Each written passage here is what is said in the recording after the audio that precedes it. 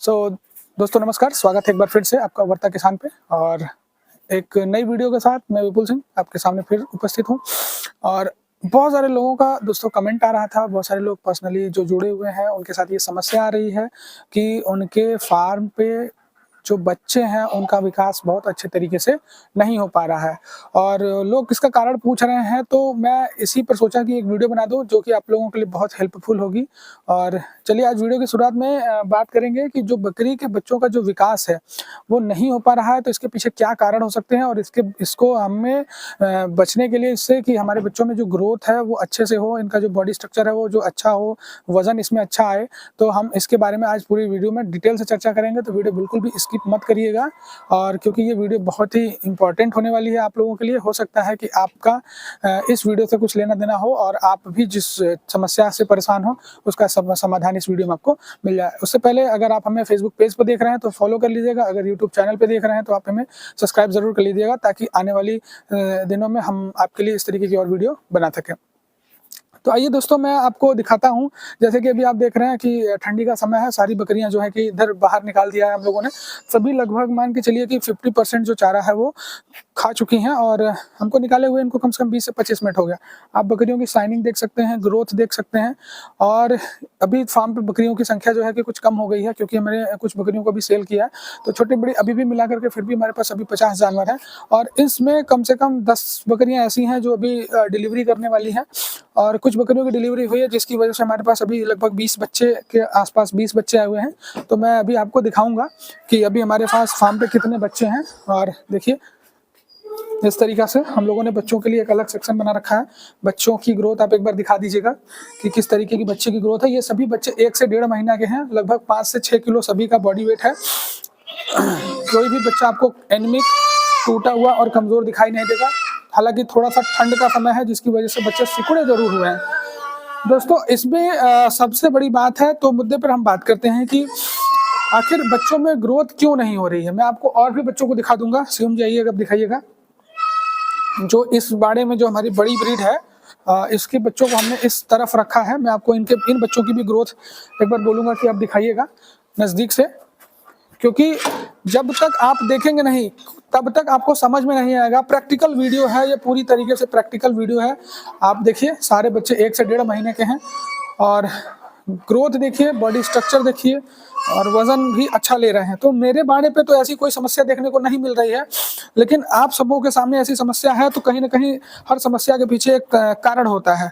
और आपसे जब कारण की जानकारी आपको हो पाएगी तभी आप उसका बढ़िया से इलाज कर पाएंगे।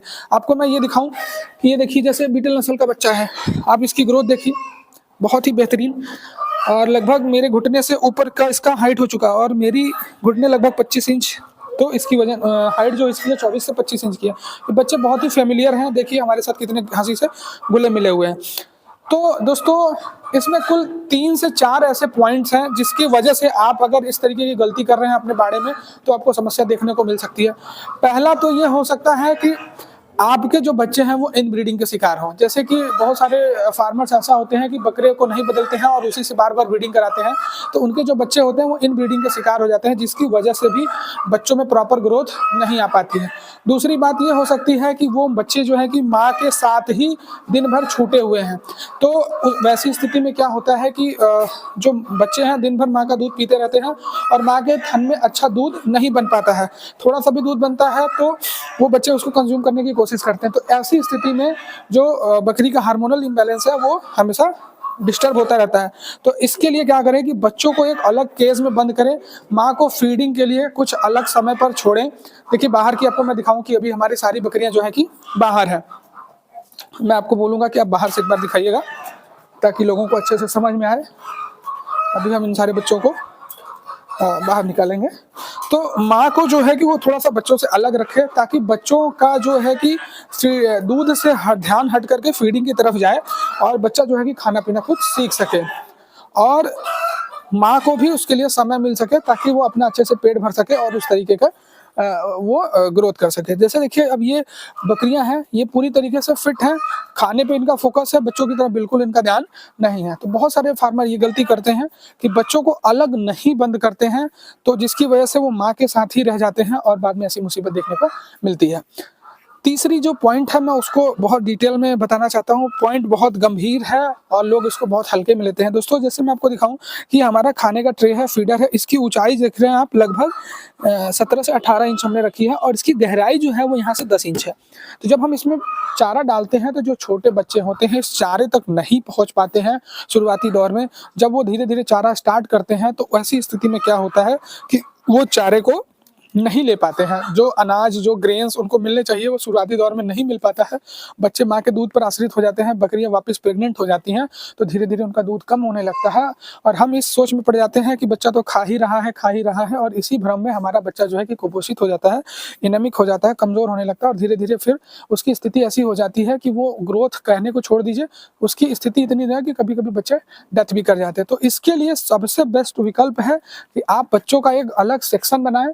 जरूरी नहीं है कि हम सेक्शन को ऊपर बनाएं। बहुत सारे लोगों की वीडियो आप लोगों ने देखा होगा, बहुत सारे फार्मर जिनके पास संसाधन है वो क्या करते हैं कि जमीन से थोड़ा ऊंचाई पर बच्चों का एक केज बना देते हैं जिसमें उस बच्चों को प्रॉपर फीडिंग कराते हैं, प्रॉपर दाना देते हैं।